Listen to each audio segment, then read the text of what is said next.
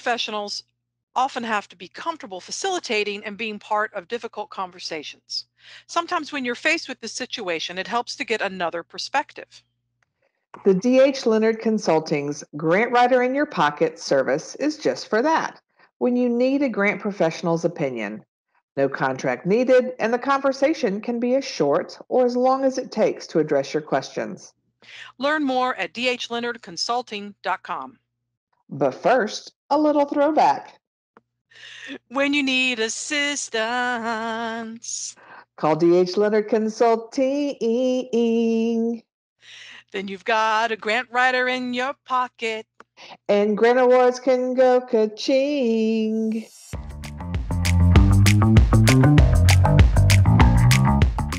Well, hello there. I'm Kimberly Hayes-Muga. And I'm Amanda Day.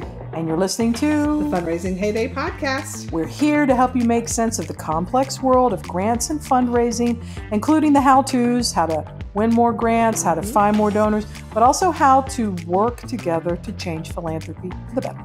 Yep, that's right. And new episodes drop every 2 weeks. And they usually include cheesy sound effects and songs, because why not? Because that's what we do, y'all. That's what we do. Just get ready. Here it comes.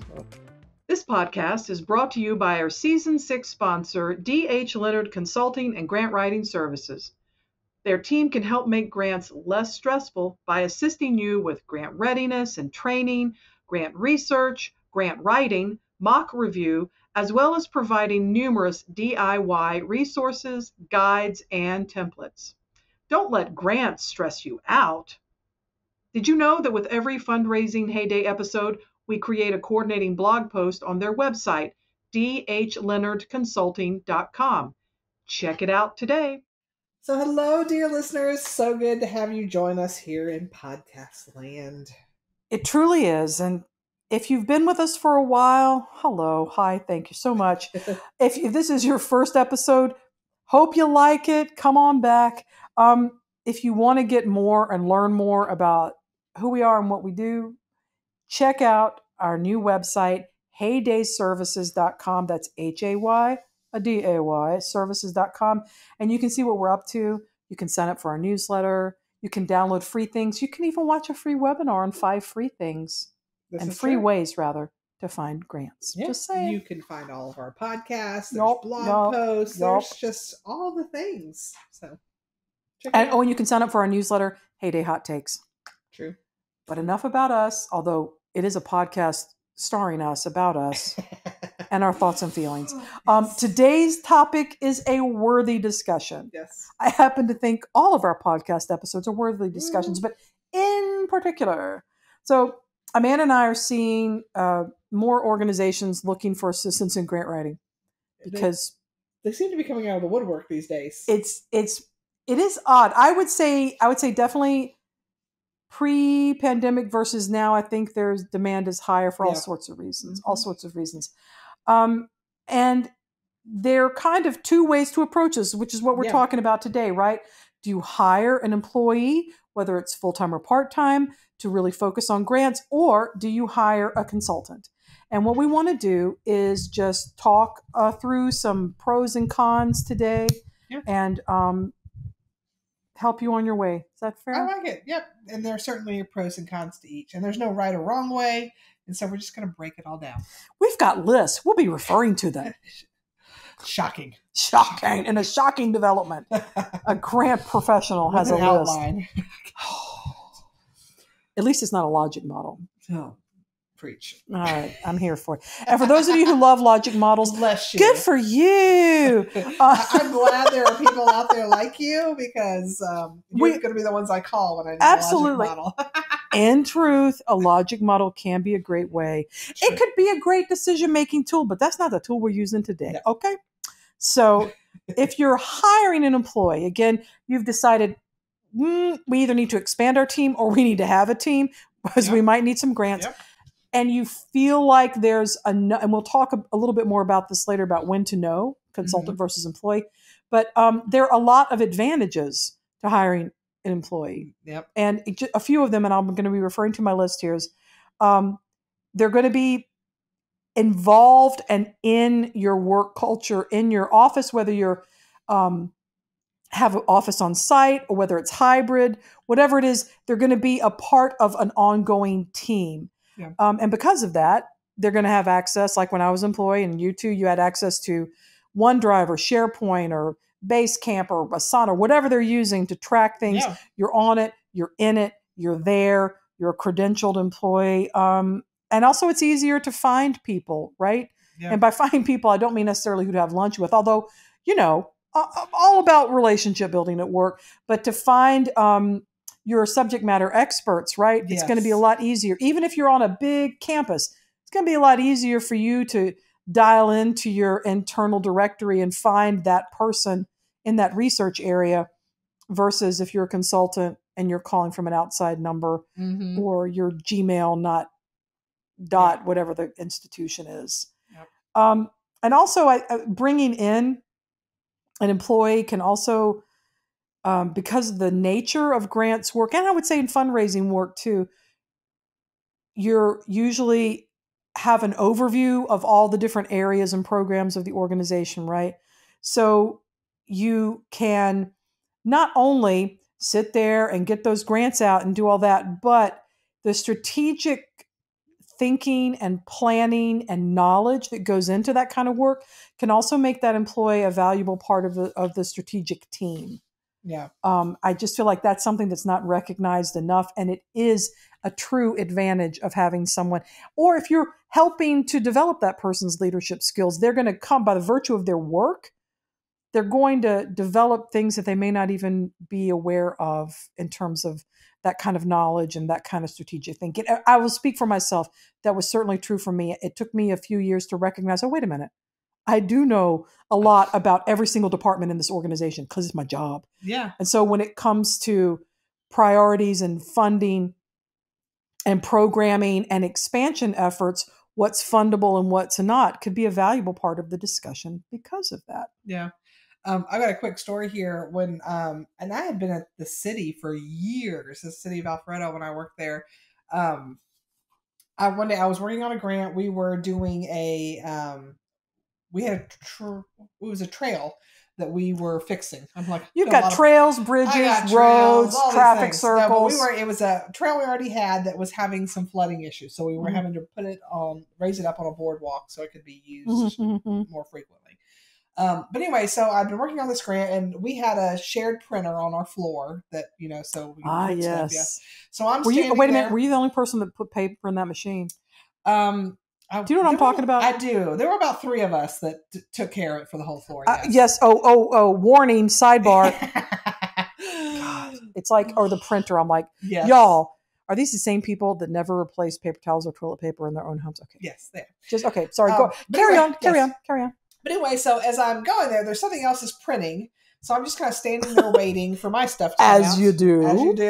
And I'm starting to look at what's coming out, and I was like, it was lots of graphs and charts and data. And so about that time, my boss, grants, nerdy stuff. My boss comes over and he's like, oh, hang on, let me get this stuff out of your way. And I was like, hey, I'm being nosy, but what you got going on there? And this is what I love about you. Hey, and it's so non-threatening. Yeah. You're like, hey, what's going on? I see you got some graphs there. What's that about? Yeah, what you printing? People tell her everything. Yes. And he was like, oh, well, it turns out, I didn't know this, but every 3 years, the city paid a consulting firm to come and do they were telephone surveys and some other surveys to kind of get the pulse of the residents about, are we doing a good job? Are they satisfied? What are their most important priorities? And that particular year, they had chosen to focus on Parks and Rec stuff. What? And I was like, I'd like to see a copy of that if you don't mind. He's like, yeah, sure. Just bring it back to me when you're done.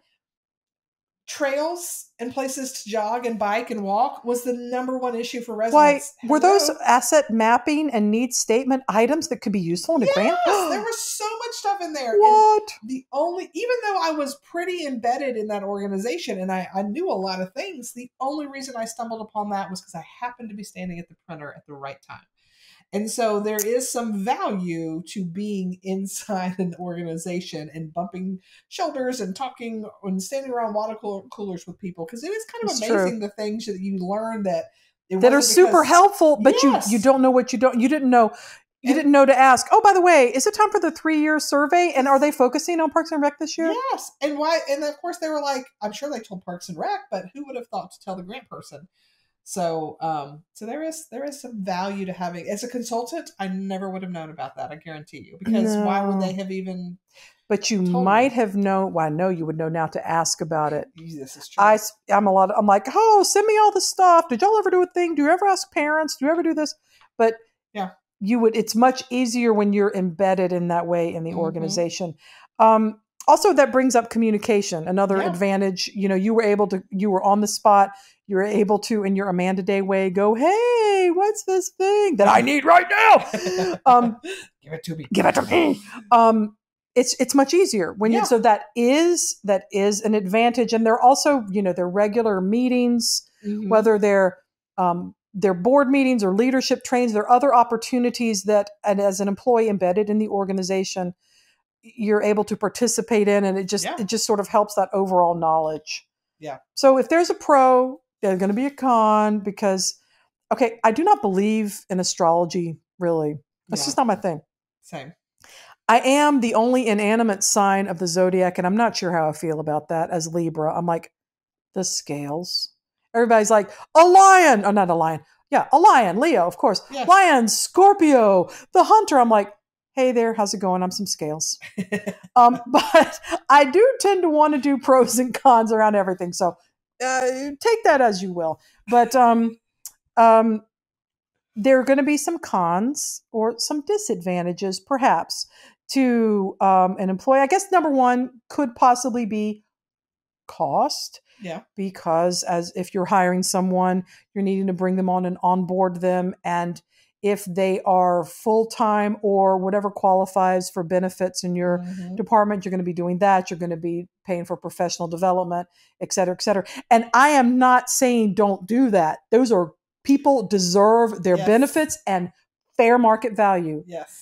It depends on how much your revenue projections, your realistic revenue projections, because we did a podcast episode about that, your realistic revenue projections could be about this employee, but also tempered with, you can't say in the first year a grant employee will bring in their salary or they're fired. I guess you could say that, but guess who's not applying to that job? So there's some extra costs. There are advantages, but there's some extra operational costs, right? Your budget may dictate that you would need to hire someone who is either transitioning to this field or just developing their experience. And there's nothing wrong with that. There is nothing wrong with that. We all had to start somewhere. We did. There may, depending on the learning curve, you may need to budget more money in training opportunities over the course. Or if you're a larger agency, then it could be you need to make sure that one of your other grant writers or other professionals is able to coach and mentor, because there is, if you've never written grants before, there's a fairly steep learning curve, but they're transferable skills to make that better. I'm actually a big advocate for that, because for just all kinds of reasons, trying to bring in younger people and more people of color into the grants field, just in general, it's recognizing someone with the talent, skills, and ambition, and helping them grow into the job. And I'm not saying that only people of color need to grow into jobs. That's not true at all. That's not what I'm saying. But I'm saying being open to that in today's tight labor market you could end up with someone who is really ready to go, ready to learn, and can grow into a fabulous grant writer or fundraiser. So it's a pro and it's a con, right? But I think you should always be on the lookout for people whose talents you can nurture and grow, no matter what level they are in terms of experience. Absolutely. Anything I missed on that? Pros, cons, employees? How you feeling? I'm feeling good. Sums it up pretty well. So let's flip to the other side then and talk pros and cons of hiring a consultant. And to be fair, Kimberly and I have both been employees and have been in our consultants now. So we see the both sides. Yeah. So we're not saying one over the other.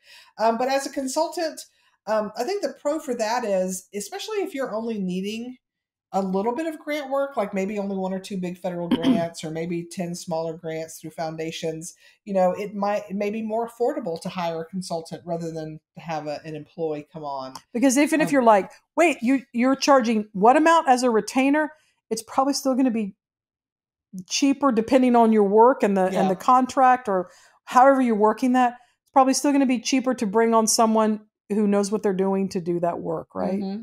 Yeah. Versus you might have a ton of funding you need. If there are more than 20 or 30 grants you're projecting because you did your homework, not because you're just making stuff up because someone told you need to raise money. Yep. But if you think that there's going to be a lot of work, you're probably going to be better off with an employee. But a consultant can actually save you money depending on the workload. So it's just, it's forecasting. It depends what you need. Yeah. And another pro is chances are if you're hiring a consultant, you're getting somebody who's got some experience under their belt. I'm not saying nobody opens a shop first off, because it does happen. Okay. But the majority of consultants are going to have moved into that field because they've done the job, they've earned their chops, and now they're opening up their own shop, right? Or they're working with a larger, you may be working with a larger firm that could have, back to that mentoring thing, could have 15, 25, 35 consultants, and there may be rates or things for, novice versus experience, or you may have novices getting mentored by more experienced grant writers. So there's lots of leeway, but doing your homework. Yes. Got to do your homework. Oh, yeah. So, absolutely do your homework. And we'll talk a little bit about that. I am just so pointy. Yeah. I'm so pointy. I would also say, as I'm looking at Amanda, that there are people who go into consulting.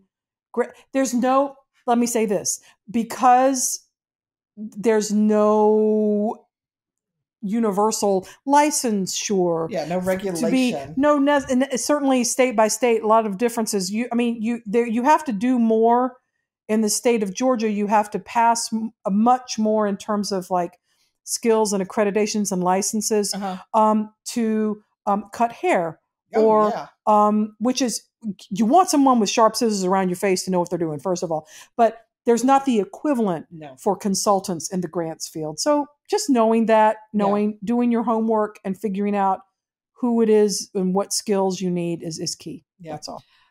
If you're looking for help with just one particular type of grants, like maybe you're like, I need HUD grants, Housing and Urban Development, or I need Department of Justice grants, or Department of Energy, or those huge DOT grants. Yes. Chances are you can find a consultant who's an expert in that particular type of funding. Or that particular funding agency even. Yes.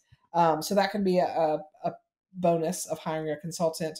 Also, sometimes it's easier for a consultant to come in and get the job done, right? So even though if you've got an employee that's embedded in there and yes, they know all the things, but sometimes those, as an employee, people don't believe what you're telling them because you're like, how many times have I been called in to I'll be like, do you want me to come tell your board the things that they won't hear you say? Yes. And I'm 100%. I'm like, y'all need to give because it's this. It's your job to do that. And I mean, if someone was talking to me like that, I'd be like, excuse me. But they're like, oh, yes. I mean, I'm very professional about it. But it's because I'm an outsider. Yes. It's there can be a certain level of interaction that you can have as a consultant. Yeah. Because it's more peer-to-peer. Well, and to me, it's not just grant consultants. I've seen it with engineers. I have seen it with strategic planning. Yes. And it's like, you're like, I've been telling you that for 12 years. Why don't you believe me? But there's something about, well, we've hired a consultant. They're an expert. And so suddenly they're the holy grail. So if you've got something that you just need people to sit up and pay attention and get the job done, could be that time. A consultant can help make that happen. Maybe you don't have space for a new employee. You could be that nonprofit that's like already busting at the seams and you're like, we don't have. Although you could, you're right. Yes. You're right. Out of all the members of your fundraising team, a grant writer might be the easiest to work from home. Absolutely. However, they would miss out on the Amanda Day special of looking at what's coming out on the printer and then finding information for a grant. Exactly. And sometimes there may be a quick, like, oh my gosh, this grant just came out. It's due in 30 days. You're not going to be able to hire an employee and get them onboarded. Especially now. Yeah. it's going to be hard to have a consultant that can do it that quickly. But a consultant is more likely to be able to get that done quickly for you if they have opening on their calendar. So for fast turnarounds, that may be the way to go. So that's Could some of be. the pros of hiring a consultant. And now the scales balance again. Back to our scales. If you've got a lot of grant work to do, hiring a consultant is going to get expensive fast. Depending on how how the contract is Yes. negotiated, whether Yes. it's hourly, project based, or more of a retainer kind of Yes. thing. So But even with a retainer, you're like, oh, but it's a set fee, but they're only going to give you so much work. So there could be, if you've got more grants that need to be done and they're promising you 10 hours a week, then you're not going to get all those grants done. So unless you pay more money. Yes. If you really want a lot of face time, that doesn't always happen with your consultants, right? It certainly doesn't happen with this consultant. That's why I'm consulting. Exactly. But I do believe in regular meetings with ongoing clients, usually weekly Yes. meetings. Yes. At the very other end of the scale, maybe once a month. But really, you will get FaceTime, but it's going to be prescribed. Yes. Well, and it's very different. A consultant versus an employee is very different in the aspect of like, if you email me, I'm certainly going to get back to you. But if I'm in the middle of something else, I'm not beholden to you as a consultant, as someone, not that you're as an employee you're beholden, but you're going to it's the expectation. Pay a little more attention when it's your boss signing your paycheck than versus a consultant. Well, it also you're working with multiple clients, whereas if you're an employee, then that's it's a different expectation. Mm-hmm. With a consultant, you need to make sure you're reading the fine print because you may have these expectations of, well, they're just going to keep rewriting the grant until we get it the way we want it, and your consultant may be like, no, I'll give you a draft, and you get one rewrite, and then we're done. And so if it's a project that has a lot of moving parts, with an employee, you might be able to come back and fine tune. But with a consultant, depending on how they operate, that may not be an option, right? I know some consultants are like, I will give you one rewrite and that's it. After that, you're on your own. And that varies. No, it varies, but I think that's actually how it works with most of my clients with that. But also if you're working with a consultant that has more experience, which I think is leading into your next point. Yeah. That's probably just going to be the norm because they're going to be able to synthesize that information, and they're the subject matter expert on persuasive writing in a grant application format, and there's not going to be that back and forth. Yeah, and I'm not saying that's a bad thing. No, it's just a thing. It's a thing. It is. Yeah. And not all consultants are created equal. Not that all employees are either, but just do your homework before hiring. I'm making that face because it's like, yes, ma'am. Going back to anybody can put out their shingle and say they're a grant professional, and that doesn't make it so just because they say so. Right? It does not. It does not. And one thing I will say, be wary of when it comes to consulting is it's not illegal to charge a percentage of the grant, but if you look at any association, the Grant Professionals Association, the Association of Fundraising Professionals, they all NGMA, I think so. Yeah.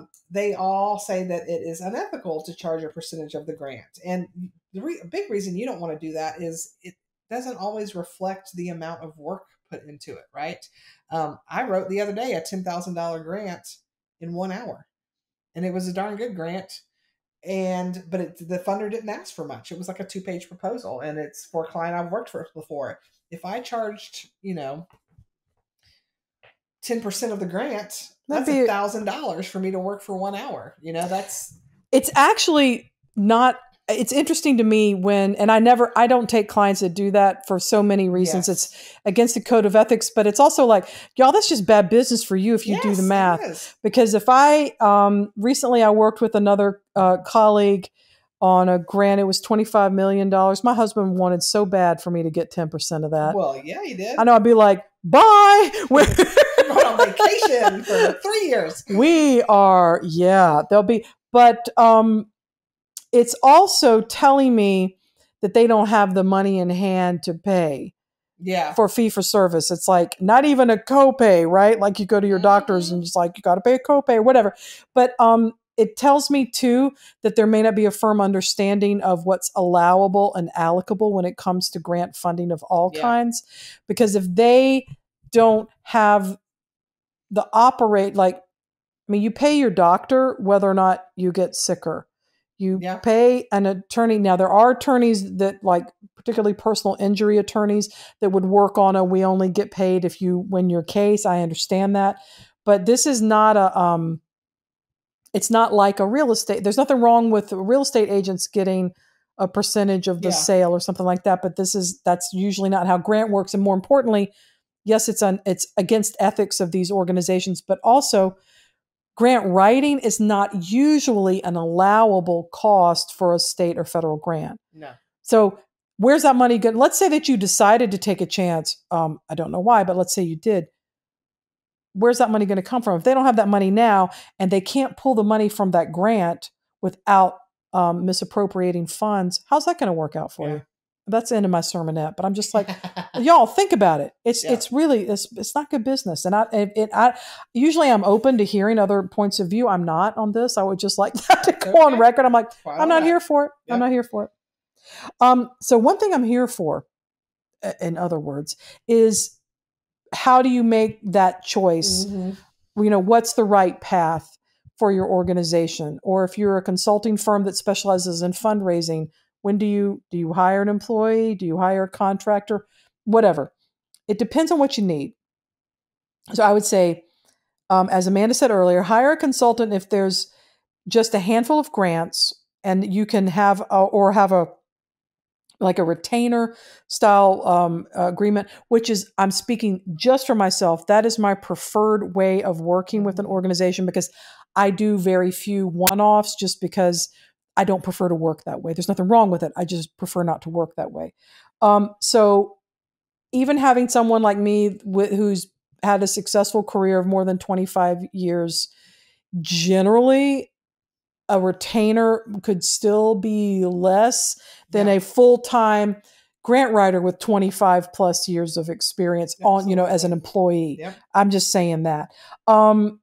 Quick turnaround if you're an experienced consultant and you're not sharing a printer that Amanda was talking about and you're not at the water cooler, you can throw down and get some stuff done. And as an introvert, I do enjoy throwing down in the privacy of my own office and getting things done. So a faster turnaround. If you're trying to see if a full-fledged grants program is right for you, that also may be the way to go, is to get a consultant on maybe a year contract and see how it goes. Yeah. Well, and that's what, so the firm I work for right now, Dickerson Baker, that's most of their clients, they either what they call full slot or half slot clients. It's a monthly retainer based fee and you get so many hours of consulting work. But the whole idea is we help get you started. But not only are we helping to write grants for you, but we're also helping if you need to develop policies and procedures for your grant processes. Gift acceptance. If you've got people on staff that are dabbling in grants that need coaching, that's time can be spent doing that too. And the whole idea is, let us come and work with you for a year, 2 years, 3 years, however long you need to get your model set up. And then now you've got 3 years worth of grant proposal examples, policies, procedures, all these things. And you've got staff that have been coached and then they're ready to take over. That is a great model. That's how they operate. And I've seen it be very successful for many clients and I've only been there a little over a year now. And it's amazing what that has been able to have. In fact, we've had one client that ended up, we were so successful in helping them get grants. They got so many grants that they were like, we need to now implement all of this stuff that we now have money for. And so it was like, they're like, we may be back and working with you again. Working yourself out of a job. Yes. But that's a consultant really, you don't want the same consultant for 10 years later still there. At that point, it's like, they're an employee. They're an employee, really. Yeah. But although there are consultants who have long-term relationships with their clients and that works for them. Yes. I mean, but I would also say that is like one of my ideal as a consultant. That's one of the things that I love to do is build capacity. Yeah. I love to work myself out of a job and I'm real clear about that with clients that I would love. I always advocate for that. Are there people that you want to bring up in your organization? Why not why not do that? Not Yeah. for all those reasons, but also in today's hiring market, it just makes more sense to do that. So Yeah. anyway, so the reverse side of that, hire an employee if you want lots of grants, with the caution that you may want to hire a consultant to figure out, are there a lot of grants out there for your organization? Yes. Or have someone do, if you don't have the experience, have someone do a good, not some laundry list that they paid for an online subscription and they ran it and they're like, here's the grants. Someone who could do you a prospect research package and help you understand. It's almost like a grant feasibility is another way of looking at it, a grant feasibility study to see how suited your organization may be to have a grants program. If it turns out it is a good fit and that you may be looking at 20 to 90 or more, I'm just saying, grants a year, then I would say the employee route would be the way to go. Also, as Amanda said, if you're starting to get in all the grants, I'm working with a client now and I help them get a lot of grants. I think you know who it is, and they've done great work. And the other day, the ED was, I'm also working with them on fundraising as well. The ED was like, yeah, we can't work on grants anymore. I'm like, au contraire. You need to manage the grants you've got, but you also have to build in your pipeline for next year. Yeah. Maybe you don't even need any more grants in 2023, but because we're working on individual fundraising, right? Yeah. But you're going to need grants in 2024. And if you don't work on it at all, there's going to be a lean first half of the year. Yeah. But if they were able, they did bring on someone to help with grant management who is an employee and serves as like an accounting, bookkeeping, and grant management. So it's a nice separation in certain ways. And they also realized that they needed that kind of help to make sure they're spending down everything properly. Because, sometimes people are not great at spending down the grants, even when they really need the money. Yeah. But and you can hire, there are consulting firms who do absolutely grant management and do it really, really well. And that's fine, but that's just, again, that's more if you're still hiring a grant writer as a consultant and now you're hiring grant management services. Something to think about. Again, at some point you have to just start looking at what's the right return on investment for our spending is what you need to figure out. That's true. That's true. So, the good news about all of this is there's really no right or wrong answer, right? So what works for one organization may be a different answer for another. What works for you this year may not be the answer for you next year. True. And that's fine. So it's okay to try things out and play around with different things. I have a local city. I know I've never worked for this city before, but I know a lot of people who work there. And they, with all the money that's been coming out lately on the federal side of things, they were like, we need in on this. What do you think?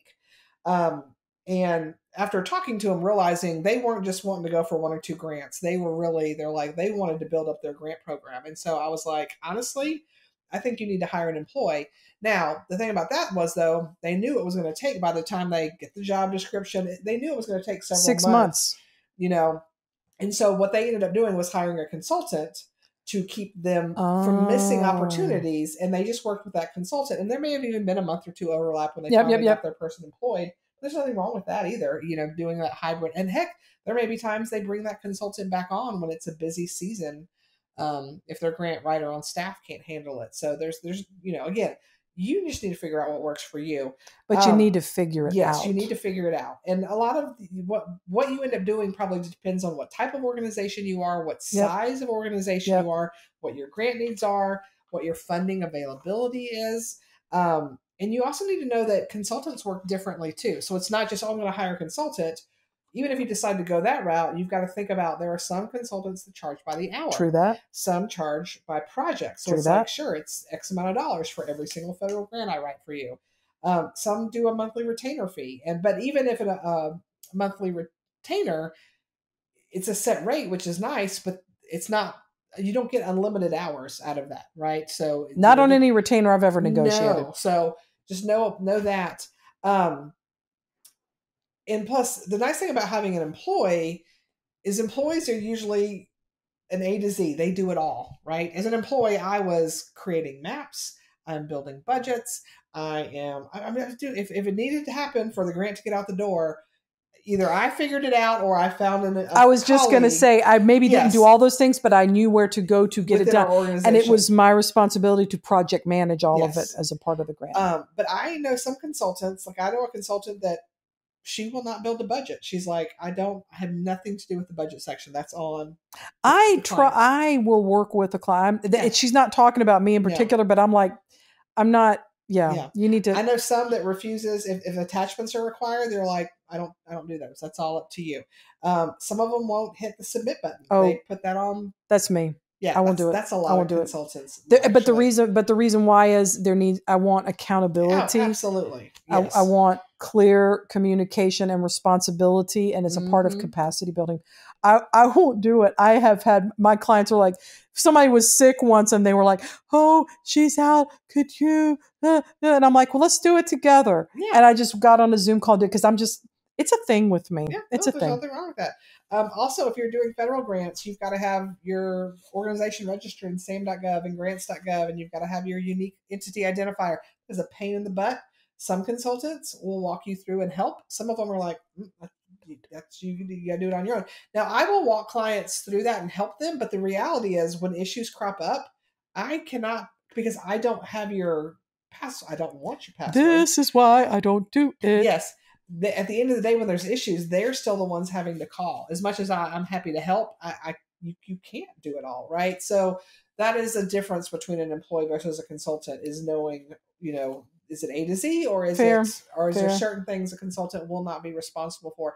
And it's up to the consultant. The one who doesn't do budget, that's what that's her. I want you to take responsibility for this. Is you build the budget, you know how much money you need. Oh yeah, it's there. I mean, I'm like, hey, it needs to look like this. I can put in this much, and you need to put in the rest. You do not want me. Yeah. Anyway, thoughts and feelings. Anyway, so just know that about consultants. It's not like, I've hired a consultant, problem solved. And even if you have a consultant that will do all the things, it's still going to take work on your part, because you have to answer questions. Yes. You've got to provide them with documentation. You've got to, I have a client right now that there's a program I've written for them before, but every year numbers change on how many people served. Numbers. It's a scholarship program they do. So things change about how many people apply, how many scholarships they give out, where these kids are attending school that get selected. So even though it's, I know about the program and I can write about it, every year she's having to send me updated information. And that's just one of many programs I write for. So it is not problem solved, no work for us. It still is going to require work, whether you hire an employee or a consultant. So I just feel like there are lots of consultants and grant writers now that are nodding along. They're like, yep, preaching on. So there, it's not going to be one size fits all. Yes. When we talk about do your homework, if you are not in a position, if you're in a position in an organization that you're not the hiring person, this might be a great episode to pass on. Little linky wink here to the episode to kind of go, hey, here's some things to consider. And about doing your homework, it's about understanding what's reasonable, right? And how to work. And also looking at a hybrid model that Amanda talked about before. I love that. I love going in and building a capacity and within an organization so that I work myself out of that consulting contract. Or there are others who may be, a colleague of ours works with an organization where she primarily does the grants, but there are people in the organization that work on it. And sometimes she brings in me to come in and help out when there's a super, super busy season, so it's like, it's not a one size fits all, but it's not an either or. Yeah. Just to let you know. Yep. If you're wondering, okay, this is all great, but how on earth do I find a grant professional, either as a consultant or as an employee? No. We got you. We got you covered. If you're looking for a consultant, the Grant Professionals Association has a consultant directory. Just go to grantprofessionals.org. And it's a list of their members, right? But it doesn't, I would say it's a list to find a lot of people who identify as grant consultants. There's not like a, screen. There's not a consultant licensing exam where there's something up on your wall. So just know that. Yes. Do your homework just like anything else. Like ask about years of experience. talk to some of their other clients. Yep. All those good things. But grantprofessionals.org, if you go to tools and resources, that drop down menu, and then click find a consultant, and you can pick them based on topic. Do you have to be a member to do that? Nope, anybody can. Seriously, that's a serious question. No, you don't have to be a GPA member. Okay. Anybody can find this list. Okay. You can, if you're like, I need someone to help with corporate grants, that's one of the keywords. Fair. You can also look on location, because if you're like, I'd actually like somebody who could come into the office. I'm in St. Louis, Missouri. I want someone local to St. Louis because I want them to actually come to our staff meetings once a month if possible. Yeah. Okay, then you can find somebody locally. So that's one way. You can also, grant groups on LinkedIn. Consultants post in social media all the time. So that's and again, it's, doing your homework, seeing who you're dealing with, thinking about your needs, asking the questions. Yep. See who's sponsoring different grant-related webinars, podcasts maybe. I'm just going to say D.H. Leonard Consulting. That's a really lovely consulting firm. I'm just saying. And not just because they've sponsored the podcast. Because they're really awesome. They've brought in some money for their clients. They do a really good job. Yep. If you're looking for an employee, obviously you can place ads, I'd say locally, wherever, like here in Georgia, if you're looking for a local government, there's through the Georgia Municipal Association. Right. They have their own listing. That makes sense. But also Indeed, the Grant Professionals Association. Is there one Work for Good? Is that still? I think so. Work for Good, maybe. Yeah. But just think about where what type of agency you are, wherever you post any type of job, post that. Also, with the Grant Professionals Association, if there's a local chapter, reach out to them and let them know about it. I know our Georgia chapter, every meeting, they'll announce job openings. And if there's a AFP meeting in your area, I know the Atlanta AFP meetings, they also have a section for job announcements. I mean, it could be. So lots of ways to get the word out there. So I think however you go about it, whatever organization, whatever clients you're working for, we wanted to bring this today as just a topic of discussion to just sort of deepen the search on what is really the best fit for the organization. And if you're a grant pro now who's thinking about building or sees a need and can document the need to build your team, those are the same kinds of arguments or discussions to have, to present your case, is looking at some of these things. Revenue projections, advantages of an employee versus a consultant. If you're a person who is working at a nonprofit and has never had a grant program before, we hope that this was something that could also help you down that road to just find the right fit. Yeah. And one thing I will say too is whether you're hiring a consultant or a employee, consider adding that someone with a GPC is preferred as part of your job. That's Grant Professional Certified. Yeah. And I'm not saying you can only hire a GPC, because there's a little over 400 of us across. Well, we even have some international ones now too. That's around the world. Yeah. So not everybody's going to have their GPC, but if you're like, how do I know this person has some minimum requirements? Well, to have the GPC, you have to have been in the field for, is it 3 or 5 years? I can't remember. We're going to say 3 to 5 years because we've had our GPCs since like 2008, and we are a little fuzzy on the details. It's been a while since we had to do that initial application. But they're going to have a minimum experience. They had to have passed an exam, which includes a writing component. And so that is one way you can help determine some experience. But again, not required. I know plenty of very successful grant professionals without their GPC. But it could be a good place to start. So wherever that takes you, we wish you good luck in your search. As always, we are so glad that you chose to listen to us, whether it's your first time or you've been with us since 2018, because we're in our 6th season now in 2023. If you are enjoying this, and we are delighted to be able to, through sponsorship, bring this to you for free, if you could help spread the word if you listen to us on Apple Podcasts, go on and please leave a review and rating on there. That would be fantastic. It helps us connect with other listeners.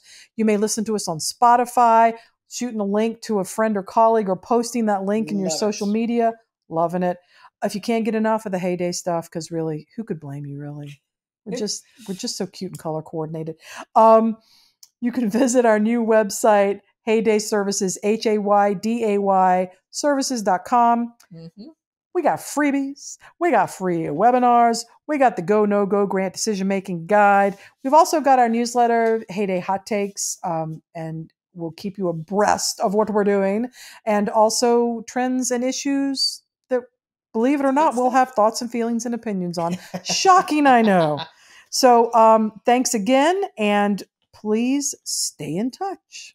Thank you again to our Season 6 sponsor, D.H. Leonard Consulting and Grant Writing Services.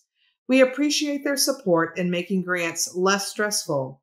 Visit their website, dhleonardconsulting.com, to download their latest resources today. We're so honored you chose to spend time with us today.